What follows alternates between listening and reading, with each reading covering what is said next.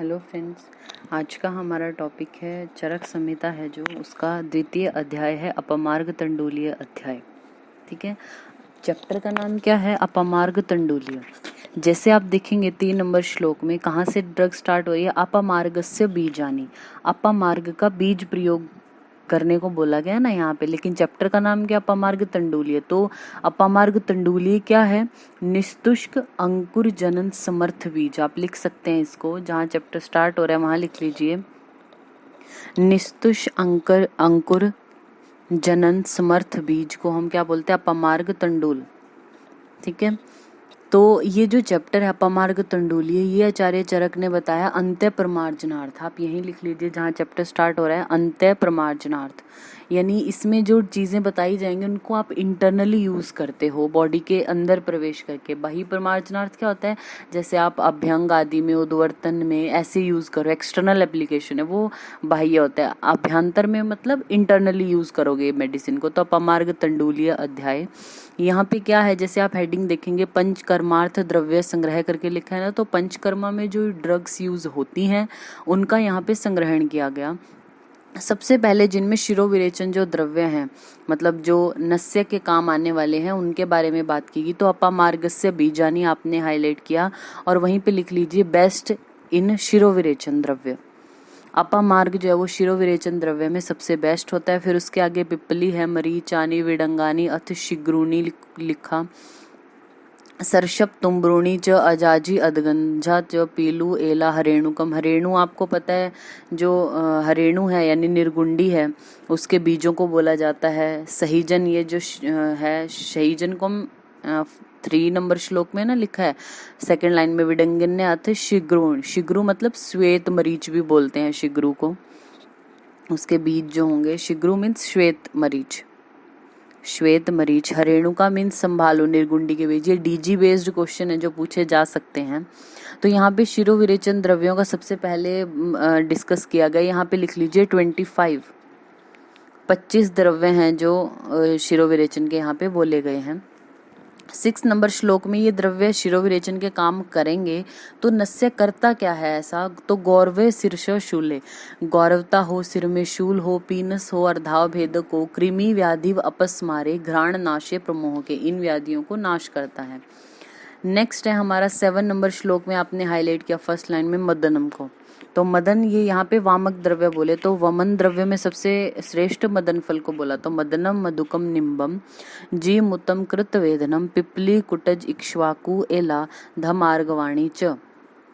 तो हम जो पढ़ते हैं, जब हम पढ़ते हैं कल्पस्थान में, वही सारे हैं जो पहले 6 चैप्टर हैं जो हम मदन जी धावक ऐसे करके पढ़ते हैं ना वमन द्रव्यों के लिए। मतलब मदन फल है, जिमूतक है, इक्ष्वाकु है, मदन जी धामार्गव है, वत्सक है और कृतवेदन है। उसके अलावा इन्होंने क्या मधुकम मुलेठी ऐड किया, निम्ब को ऐड किया है, पिपली को ऐड किया है और एला, इनको ऐड किया है। 4 द्रव्य, तो 6 वो और 4 ये, तो 10 द्रव्य आप यहीं लिख लीजिए जहाँ लिखा है ना वमन द्रव्य। यहाँ पे आपने इनकी संख्या लिखी, जो वामक द्रव्य है वो 10 बताए हैं। करते क्या हैं ये? 8 नंबर श्लोक में हाईलाइट करना, उपस्थित श्लेष्म पित्ते व्याधिव अमाशय आशय वमनार्थम प्रयुंजित। मतलब जब पित्तज या कफज व्याधियां हो, मतलब ये पित्त है और कफ है बढ़ जाती है, और आमाशयगत जो भी व्याधियां हैं उनमें वमनार्थ जो है वो इन द्रव्यों का प्रयोग कराया जाता है। इनमें बेस्ट मदन फल। नेक्स्ट है हमारा 9 और 10 नंबर श्लोक में। 9 नंबर में आपने हाईलाइट किया त्रिव्रताम। तो यहाँ पे विरेचन द्रव्य स्टार्ट हुए, तो त्रिव्रत उनमें सबसे बेस्ट है। फिर आगे त्रिफला, दंती, नीलनी, सप्तला, वचा, कंपिल्लक, गवाक्षी, क्षीरणी, उदगीरिया, ये सब बताए। 10 नंबर श्लोक की सेकंड लाइन को आप हाईलाइट कर लीजिए, पक्वाशय आगते दोषे विरेकार्थ प्रयोजित। इतना हाईलाइट किया। ये क्वेश्चन आपसे पूछा जा सकता है फिल इन द ब्लैंक्स करके, क्योंकि क्या कंफ्यूजन होती है, यहाँ पे क्या लिखा पक्वाशय गते दोषे डैश, इतना आपको फिल इन द ब्लैंक्स करके फिर देंगे प्रयोजित, और ऑप्शन में होंगे बस्ती है, विरेचन है, वमन है, या कोई और चीज पूछेंगे। तो आप क्या कंफ्यूज हो जाएंगे कि पक्वाशय तो वात का स्थान है, तो अगर पक्वाशय में दोष है तो बस्ती हम देते हैं, ऐसा नहीं है। यहाँ अगर हम इसको विच्छेद करके पढ़ें, पक्वाशय आगते हम पढ़ते हैं, तो पक्वाशम आगते मीन्स पक्वाशय गते, यानी यहाँ पे पक्वाश्य आगते का मतलब जो अमाश्य उसका अधोभाग है, जो पच्चम अनाश्य उससे ग्रहण किया गया, तो पक्वाश्य आगते दोषे उनमें विरेचन का प्रयोग कराया जाता है। तो ये विरेचन द्रव्य 17 है। नंबरिंग आपको एक रफली है आइडिया होना चाहिए। सबसे पहले शिरोविरेचन द्रव्यों का बताया गया, वो 25 है, वमन द्रव्य 10 हैं, अब यहाँ पे विरेचन द्रव्य 17। नेक्स्ट है हमारा, आप देखिए 11 नंबर श्लोक में हाईलाइट करना पाटला, जो निरूप अस्थि के लिए द्रव्य बताया उनमें पाटला श्रेष्ठ है। फिर आगे अग्निमंत है, बिल्व, शौनाक, काश्मर्य, शालपर्णी, कृष्णपर्णी, निदग्धिका, बला, स्वदृष्टा, वृहति, एरंड, पुनर्नवा। यवान को आप बॉक्स में बंद करके ऊपर एरो करके लिखना शूक धान्य, ये शूक धान्य में आया है जो यव है, और कुलथ के ऊपर एरो करके लिखना शमी धान्य। बाकी सारी औषधियां हैं आपकी, शूक धान्य में से यव को इन्होंने लिया और शमी धान्य में से कुलथ्य को लिया है। और नेक्स्ट लाइन में पलाशम कत तृणम चैव स्नेहाश्च लवणानी च, लवण भी है और स्नेह भी डालते हैं हम निरूपस्थि में, पता ही आपको। और लास्ट लाइन को हाईलाइट कर लीजिए, उदावर्ते विबंधेषु युज्यात अस्थापनेषु च। आपको ये ड्रग्स ऐसा नहीं है कि सिर्फ अस्थापन बस्ती के लिए ही लेते हैं, हालांकि हेडिंग क्या है, अस्थापन बस्ती के द्रव्य और प्रयोग ऐसे करके, लेकिन यह स्थापन हो, किसी को विबंध हो या उदावर्त हो, उसमें प्रयोग की जाती हैं। तो पाटला इनमें श्रेष्ठ है। और टोटल ये जो ड्रग्स हैं 29, आप यही लिख लीजिए, आस्थापनार्थ जो ये द्रव्य हैं ये 29 है। फिर 14 नंबर श्लोक यहाँ पे लिखा, अतः एव औषध गणात संकल्प्यम अनुवासनम, यानी इन्हीं द्रव्यों से आप इनका कल्पना करके आप अनुवासन बस्ती बनाते हो। मारुतग्नम इति, यानी वातनाशक अनुवासन बस्ती इन्हीं द्रव्यों से आप देते हो। फिर प्रोक्तम संग्रह पंचकर्मिक को आपने हाईलाइट किया, ये पंचकर्म का संग्रह है। ये आपसे पूछ सकते हैं, जो चरक संहिता है उसमें सबसे पहली बार सर्वप्रथम पंचकर्म वर्ड का वर्णन इस सेकंड चैप्टर में है। तो लिख लीजिए पंचकर्म नाम सर्वप्रथम एरो करके लिखना चरक सूत्र 2 में आया। और या ये क्वेश्चन पूछेंगे कि पंचकर्म के जो द्रव्य उनका संग्रहण किस अध्याय में, तो वो भी चरक सूत्र 2 में है। नेक्स्ट उसके बाद है हमारा 15 नंबर चैप्टर है, पूर्व कर्म के बारे में यहाँ पे बोला, क्या कहते हैं, तानी उपस्थित दोषाणाम, उपस्थित दोष है, उपस्थित मीन उत्कृष्ट है, अपनी मात्रा में बढ़े हुए हैं। तो स्नेह स्वेदोपादिन, स्नेह स्वेदन करा के पंचकर्माणि कुर्वित, पंचकर्म कराना चाहिए, कैसे, मात्रा कालो विचारेन, मात्रा और काल का विचार करके। उत्तराखंड पीजी में क्वेश्चन पूछा हुआ था, ये लाइन लिख के आई थी, पंचकर्माणि कुर्वित फिर डैश और विचारेन, तो किसका विचार करके पंचकर्म कराना है, ऑप्शन मात्रा काल दोष बल या ऐसे कोई ऑप्शन दिए थे, तो मात्रा काल आपको टिक करना था। तो पंचकर्माणि कुर्वित मात्रा कालो विचारेन। नेक्स्ट है यहाँ पे युक्ति का महत्व दिया है 16 नंबर श्लोक में, आप यहीं पे लिख सकते हैं युक्ति की परिभाषा जो हम पढ़ते हैं वो चरक सूत्र 11 में आती है। युक्ति की जो डेफिनेशन है, बुद्धि पश्यति या भवान बहु कारण योग जान युक्ति स्त्री काला सा गया त्रिवर्ग साध्यते है, वो आएगा अभी 11 चैप्टर में, वो वहां पे किया गया है। लेकिन युक्ति का महत्व इस सेकंड चैप्टर में कैसे बताया, मात्रा काल आश्रय युक्ति। यहाँ पे ऊपर बोला ना कि मात्रा काल का आपको विचार करना चाहिए, क्यों करना चाहिए, मात्रा काल आश्रय युक्ति सिद्धिर युक्तो प्रतिष्ठिता, यानी किसी भी औषध की युक्ति, मतलब आप किसी भी पेशेंट का, ऐसा तो है नहीं हर पेशेंट को आप एक ही मेडिसिन प्रिस्क्राइब करते हैं आयुर्वेद में, ठीक है, उसके मतलब कुछ चीज़ों को आपको दिमाग में रख के ट्रीटमेंट प्लान चेंज करना होता है ना, तो उसके लिए बोला गया मात्रा काल आश्रय, मात्रा और ये काल हैं जो इन पर डिपेंड करती है आपकी युक्ति। और सिद्धिर युक्तो प्रतिष्ठिता, आपकी सिद्धि किस पे डिपेंड करती है कि आपकी युक्ति कैसी, आप इंटेलेक्चुअली कैसे सोचते हो, कैसे मेडिसिन दे रहे हो, उस पे डिपेंड करेगा कि आपकी सिद्धि कितनी है। तो तिष्ठति उपरि युक्तिज्ञो द्रव्य ज्ञानवताम सदा, इसलिए जो युक्तिज्ञ होता है उसको ज़्यादा हाई पोजीशन दी जाती है एज कम्पेयर टू द्रव्य ज्ञानवताम, जिसको द्रव्य आदि का सब ज्ञान है उससे ज़्यादा प्रायोरिटी दी जाती है जिसकी इंटेलेक्चुअल यानी युक्तिज्ञ है, जो उस टाइम पे सडन एक्शन ले सकता है, अपनी युक्ति से कुछ अलग सोच सकता है, उसको ज़्यादा इंपॉर्टेंस दी गई। तो युक्ति का महत्व बताया है यहाँ पे।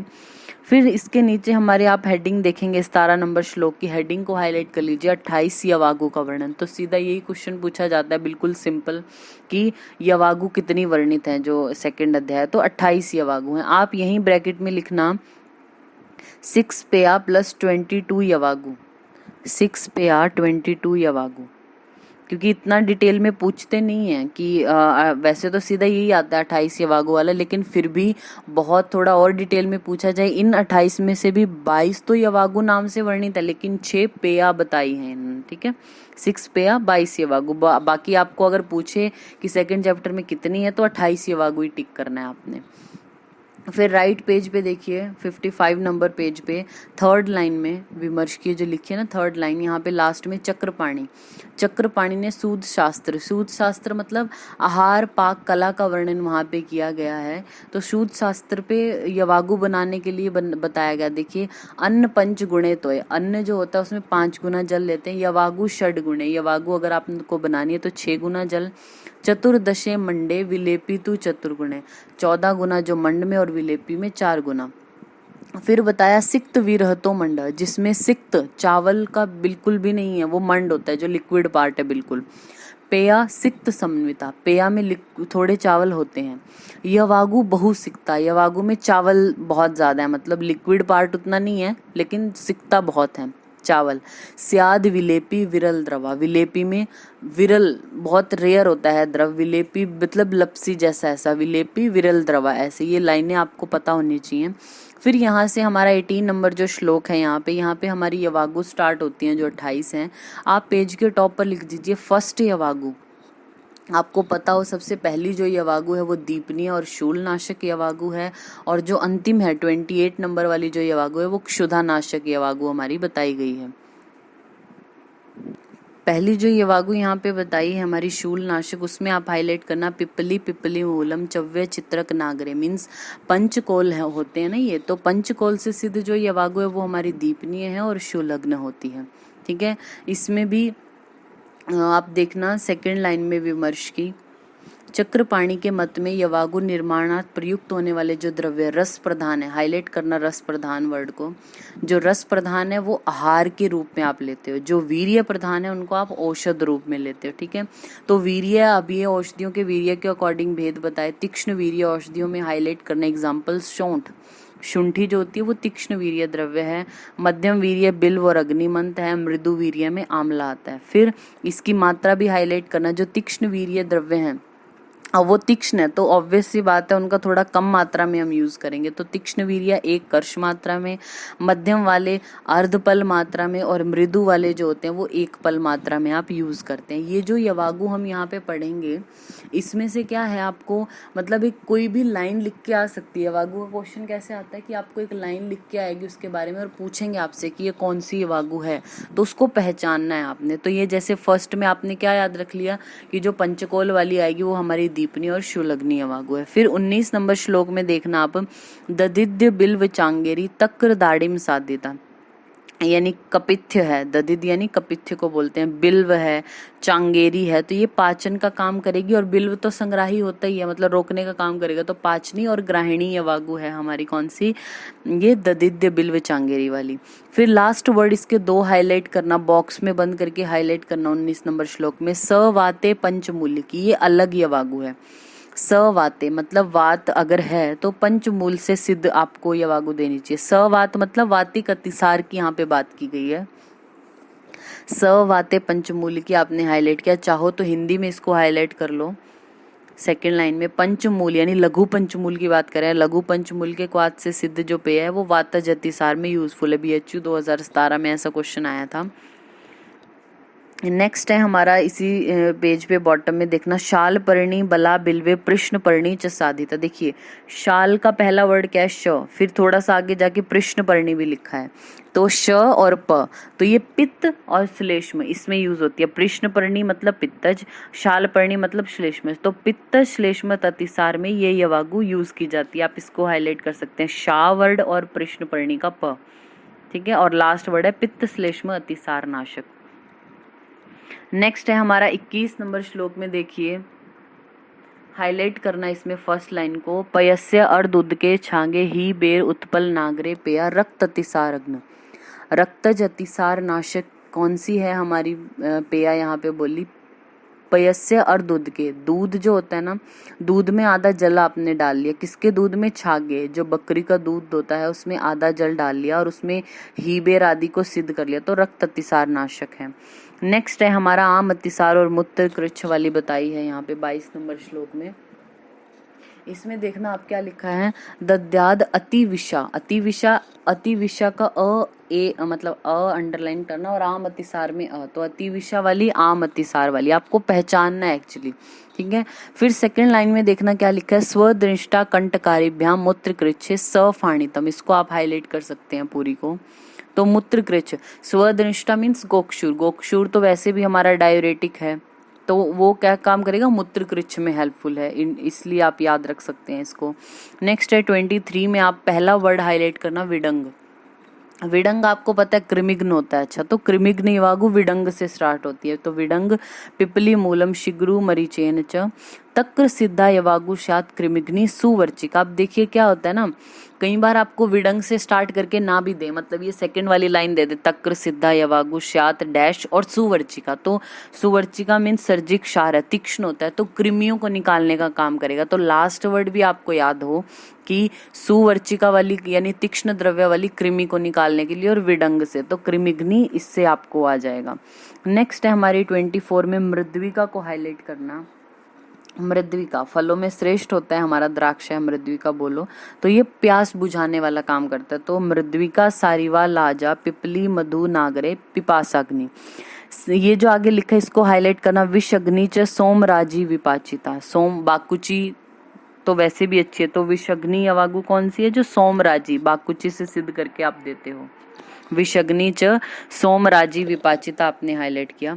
नेक्स्ट है 25 नंबर श्लोक में देखिए, सिद्धा वराहा निर्यूही, वराहा निर्यूह जो सुअर है उसका मांस आप दे रहे हो किसी को, तो ब्रहण करने का काम करेगा ना, तो सिद्धा वरियाहा निर्यूहे यवागु ब्रहणी मता आपने हाईलाइट किया।